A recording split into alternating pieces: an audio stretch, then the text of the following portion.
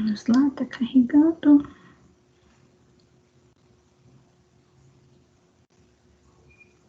Esperar a boa vontade dele. Apareceu aí, sim ou não? Sim, sim. Apareceu. Beleza. Só que tá tão pequenininho aqui pra mim, gente.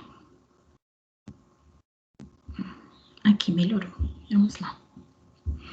Então, sobre desigualdade social, que eu falei, tá dentro, se a gente pegar, né, a partir do momento que a gente faz, a gente tem a estratificação social, como nós falamos, né, seguindo uma linha, nós falamos a estratificação, a sociedade dividida em classes sociais. Então, quando eu passo a dividir as pessoas em classes, eu já estou criando uma certa desigualdade, quem tem mais, quem tem menos. Aí nós falamos da mobilidade social, que é a possibilidade de uma pessoa sair de uma classe para outra classe e vice-versa. Depois nós vimos aí que, de fato, né, a desumanização e coisificação do outro geralmente acontece, né, das classes mais favorecidas perante as classes menos favorecidas. Então, nós vimos o empregador e o empregado, né? Então, empregador, a classe mais favorecida, o empregado, classe menos favorecida. Então, o empregador, ele coisifica o empregado, porque ele acha que só porque ele está pagando, ele tem direito sobre até mesmo a vida daquela pessoa, né? Então, tudo isso gera uma desigualdade social, que no Brasil a gente sabe que é algo gritante, né? Vamos lá. Então, só para a gente entender como que as coisas estão relacionadas, que uma está relacionada com a outra. Ok. Então, desigualdade social é um conceito que afeta principalmente os países, né, os países não desenvolvidos e subdesenvolvidos, onde não há um equilíbrio no padrão de vida dos seus habitantes, seja no âmbito econômico, escolar, profissional, de gênero, entre outros. Né? Aí eu coloquei uma frase ali de Nelson Mandela: democracia com fome, sem educação e saúde para a maioria é uma concha vazia. Então, se você tem só educação e saúde para uma minoria, você não tem uma democracia. Quem foi Nelson Mandela mesmo? Nelson Mandela foi o presidente lá da África do Sul que combateu com ferro e fogo, unhas e dentes, o apartheid que aconteceu lá, né, na África do Sul. A gente sabe que era justamente a segregação entre brancos e negros. Então, ele fala muito sobre isso, eu coloquei algumas frases sobre ele. Quando eu vejo isso aqui, não sei se vocês já tiveram essa oportunidade de ver, né? Tem um muro dividindo ali. Quando quando eu vou para Santos, então eu nasci lá, né? E às vezes eu desço para lá. Então, construíram um rodoanel, e esse rodoanel ele passa por favelas de São Paulo.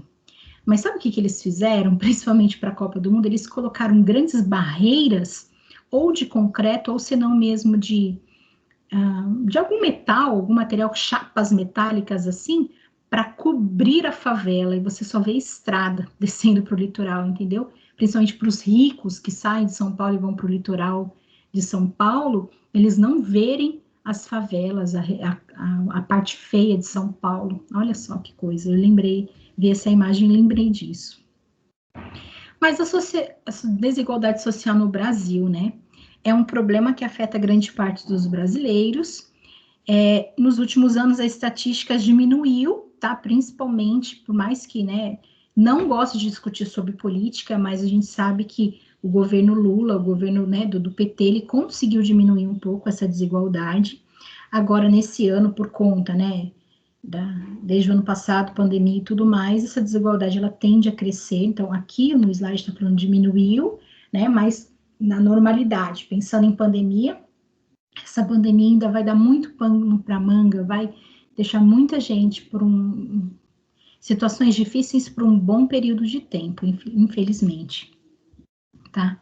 Então, aqui, né, tipos de desigualdades sociais, quais são os tipos que nós temos? Então, enquanto um ele tá com um frangão, o outro ele tá com os pés do frango, né? Nós temos a primeira com relação à distribuição de renda, né?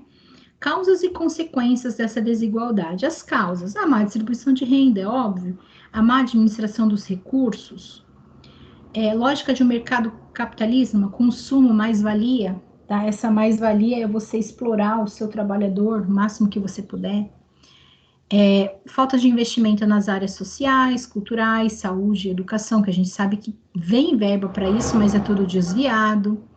Falta de oportunidade de trabalho, né? Principalmente essa nova geração aí, os jovens, eles estão tendo a dificuldade de se encaixar no mercado de trabalho.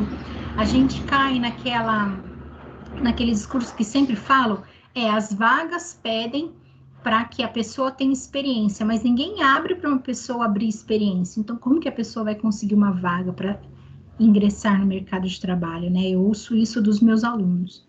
E a corrupção também, que a gente sabe que existe isso, então a política, ela tornou-se um meio de vida, né? Consequências dessa desigualdade: pobreza, miséria, favelização, fome, desnutrição, mortalidade infantil, aumento das taxas de desemprego, diferentes classes sociais, marginalização de parte da sociedade, atraso no progresso da economia do país, aumento dos índices de violência e criminalidade. Isso, professor, como que isso está relacionado, né? Aqui eu não estou defendendo, tá? Não estou defendendo, não estou fazendo apologia à violência, né? Mas muitas pessoas se vê diante de um desemprego, sem ter, né, trabalho, e ver, por exemplo, seu filho passar fome, a pessoa faz isso. Não sei se eu faria, né? Não estou, como eu estou falando, não estou defendendo, mas tem algumas pessoas que não vê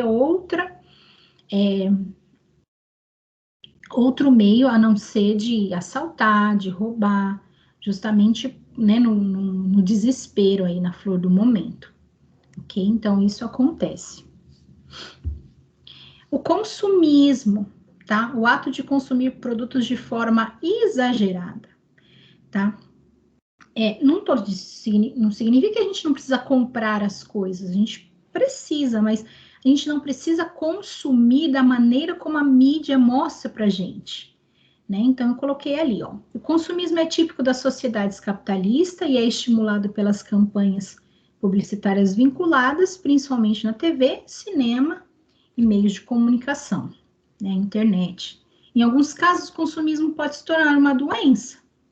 Nesse caso, a pessoa consumista só consegue obter prazer na vida ao comprar coisas. Então, ela compra coisas desnecessárias, né?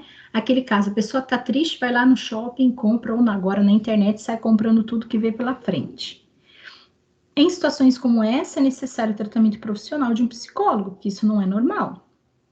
Por outro lado, existe também um consumo consciente, que é aquele que as pessoas compram produtos que estão precisando verdadeiramente.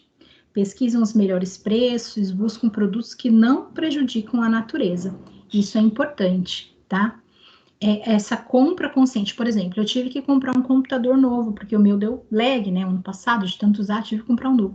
Mas eu fiquei 2 meses estudando qual que eu ia comprar, de que marca, qual que é o melhor custo-benefício, de que forma que eu vou pagar menos juros, porque eu tive que parcelar, obviamente. Então, eu comecei, fiquei 2 meses estudando, né? Se fosse antigamente, eu ia lá, né?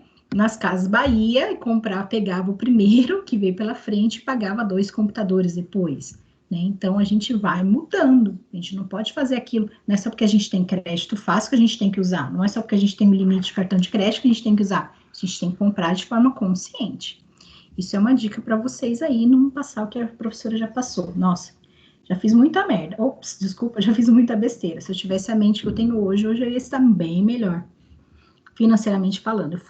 Me deixei levar pelo consumismo muitas vezes. Vamos lá.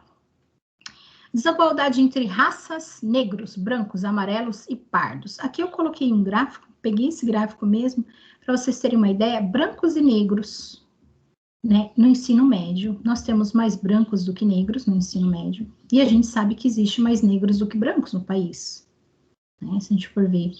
Aí aqui a legendinha tá pequenininha, mas ali, ó, as pessoas que reprovam, os negros são maiores e os que abandonam são maiores entre os negros.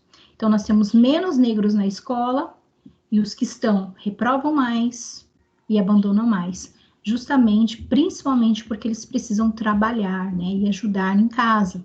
E os brancos, não, né? Aí, mais uma frase de Nelson Mandela para nossa reflexão. Ninguém nasce odiando outra pessoa pela cor da sua pele, por sua origem ou ainda por sua religião. Para odiar, as pessoas precisam aprender e se podem aprender a odiar, podem ser ensinadas a amar.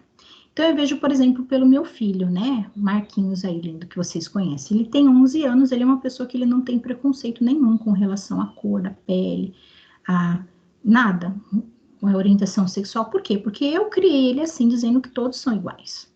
Né? E esses dias aconteceu um fato que eu fiquei tão... Eu estou criando ele assim, mas não significa que eu fui criada assim. Vou até contar uma história que aconteceu na semana passada aqui. Então, tem um amiguinho dele que sempre vem em casa aqui de Salto Grande, né? E assim, a mãe dele, tipo, o pai dele tá preso, o pai desse amiguinho, a mãe dele trabalha como garota de programa, né? Mas eu acolho ele aqui em casa, eu alimento ele e tal.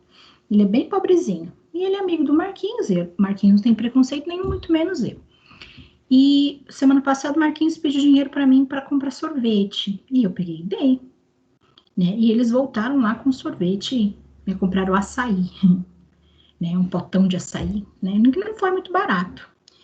E aí os dois tomaram o açaí e chegou de noite e o meu pai falou para ele, viu, por que você comprou um sorvete caro pro William? Ele falou, ué, porque se eu posso tomar um sorvete caro, o William também pode, nós somos iguais. Né? Porque na cabeça do meu filho tinha que comprar um sorvete bom para ele, para o amiguinho dele tinha que comprar um inferior. E eu não criei meu filho assim, graças a Deus ele não tem essa mente. E eu fiquei muito orgulhosa quando ele falou, eu comprei porque nós dois somos iguais. E de fato, né? Não é porque um é mais favorecido do que o outro que eles deixam de ser diferentes. Mamãe ficou orgulhosa. Mas fechando parênteses, tá vendo? Não perdi a mania de falar do meu Marquinhos. Desculpa aí, voltando. Desigualdade de gênero, né? Isso existe, é desigualdade entre homens e mulheres. Nós sabemos que existe ainda. Existe o sexismo, o assédio verbal, o assédio sexual, a desigualdade salarial, a exclusão social, a homofobia. Nós sabemos, né? Eu, mulher, no mercado de trabalho, né? Eu lembro quando eu gerenciei uma vez, não sei se vocês sabem, mas eu fui gerente de uma indústria que tinha mais de 500 funcionários. Esses 500 funcionários, 400 eram homens e 100 era mulher. Tinha homens que não me respeitavam pelo fato de eu ser mulher. Eu ganhava menos do que se fosse um homem que ocupasse a mesma a posição. Então, a gente sabe que isso existe, tá? E no artigo da nossa Constituição diz assim, ó, todos são iguais perante a lei, sem distinção de qualquer natureza, garantindo-se aos brasileiros e aos estrangeiros residentes no país a inviolabilidade do direito à vida, à liberdade, à igualdade, à segurança e à propriedade. Então, não deveria existir essa desigualdade entre os gêneros, nem com relação à raça, que eu coloquei lá atrás. Né? Mas existe, vocês sabem que isso é fato.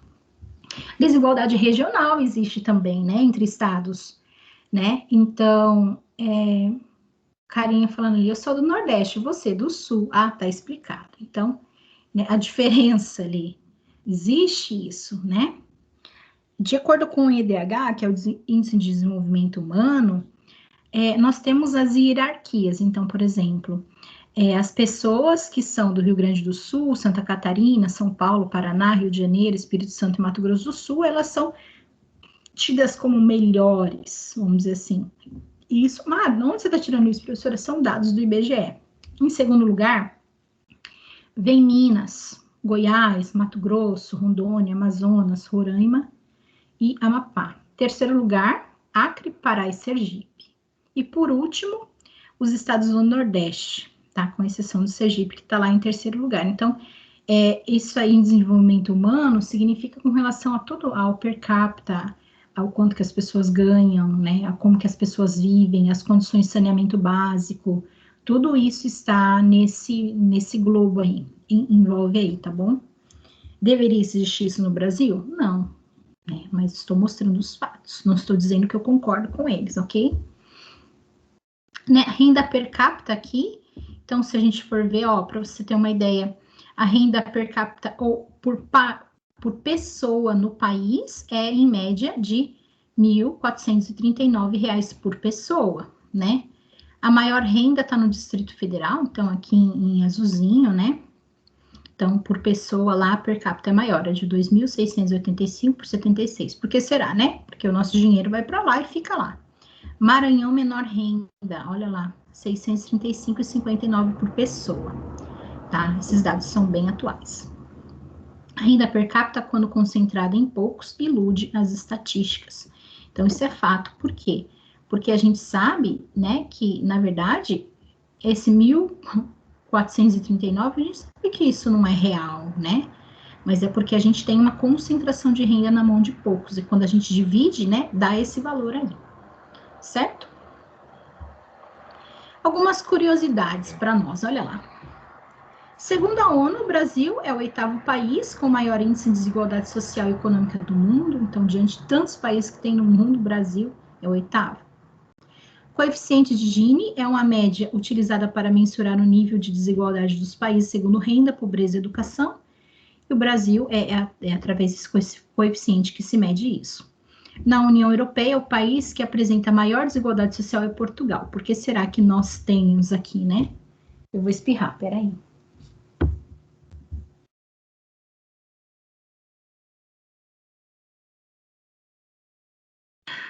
Pronto. Então, nós somos, né? Viemos aí de Portugal. Os países com menor desigualdade social são Noruega, Japão e Suécia. Os países que apresentam maiores desigualdades sociais são do continente africano, Namíbia, Lesoto e Serra Leoa. Então, essa é a nossa realidade aí. Acabou por aqui. Eu vou parar a gravação